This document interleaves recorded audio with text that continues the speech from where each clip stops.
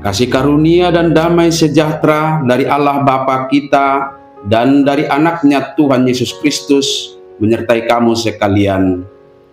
Amin. Shalom, saudara-saudari sahabatku yang terkasih di dalam nama Tuhan Yesus.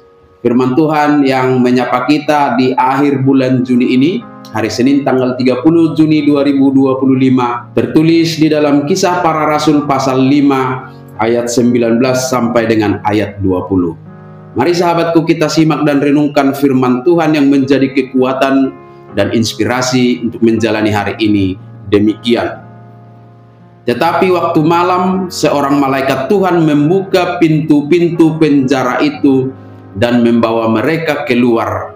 Katanya, "Pergilah, berdirilah di bait Allah, dan beritakanlah seluruh firman hidup itu kepada orang banyak." Alai bornginnai diukap suruh-suruan ni Tuhani maakapittu ni hurungani. Itogihon manasida tu balian di dokma. Lau mahamu di bagas joro mahamu jongjong. Makatahon tu natoropi saluhut hata hangoluani. Demikian firman Tuhan. Sahabat renungan harian, saudara-saudariku yang dikasihi Tuhan Allah, sejarah pekabaran Injil dan pertumbuhan gereja memang seringkali mengalami hambatan. Bahkan terkadang usaha membabat dan membatasi terjadi secara sistematis melalui perencanaan dan koordinasi sekelompok orang tertentu. Hal seperti itulah juga yang terjadi sebelumnya yang dikisahkan dalam nas kita hari ini. Kisah ini adalah sebagian dari peristiwa di mana para rasul setelah melakukan banyak mujizat dan tanda-tanda yang membuat orang banyak percaya kepada Tuhan, ditangkap dan dipenjarakan oleh imam besar dan mazhab Saduki.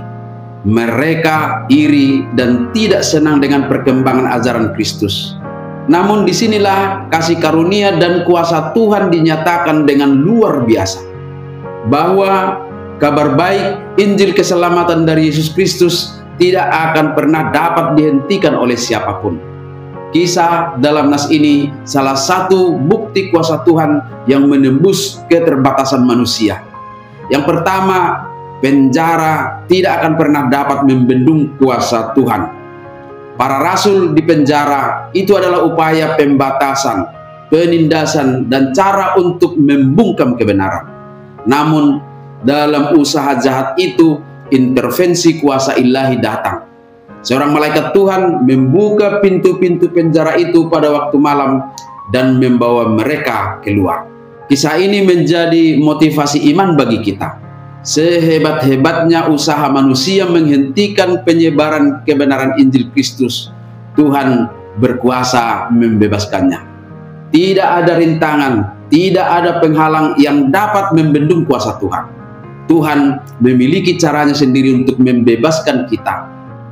Peluang dan pintu-pintu yang kita pikir terkunci rapat dapat dibuka oleh tangannya yang berkuasa. Yang kedua, sahabatku semua, kebebasan bukan untuk kenyamanan, melainkan untuk misi Allah. Setelah dibebaskan secara ajaib, para rasul tidak diperintahkan untuk pulang ke rumah atau bersembunyi atau mencari kenyamanan. Sebaliknya, malaikat Tuhan memberikan sebuah perintah yang jelas. "Pergilah, berdirilah di bait Allah, dan beritakanlah seluruh firman hidup itu kepada orang banyak." Demikianlah saat ini sahabatku semua. Ketika kita masih dianugerahkan kebebasan, bebas beribadah, bebas mengikut Kristus, bahkan terlebih lagi saat kita sudah dibebaskan dari belenggu dosa kita. Kebebasan dari ketakutan, atau kebebasan dari belenggu apapun, Tuhan memberikan itu untuk sebuah tujuan yang lebih besar, untuk menceritakan kebaikan Tuhan dalam kehidupan kita sehari-hari. Sahabatku semua, mari memakai kesempatan yang Tuhan berikan bagi kita lewat kebebasan hidup kita saat ini untuk memberitakan Injil. Dan percayalah, Tuhan berkuasa untuk menolong kita menghancurkan setiap usaha untuk menghalanginya. Karena lewat kuasa Tuhan, kabar baik ini semakin dibabat akan semakin merambat. Amin. Selamat beraktivitas, Tuhan memberkati.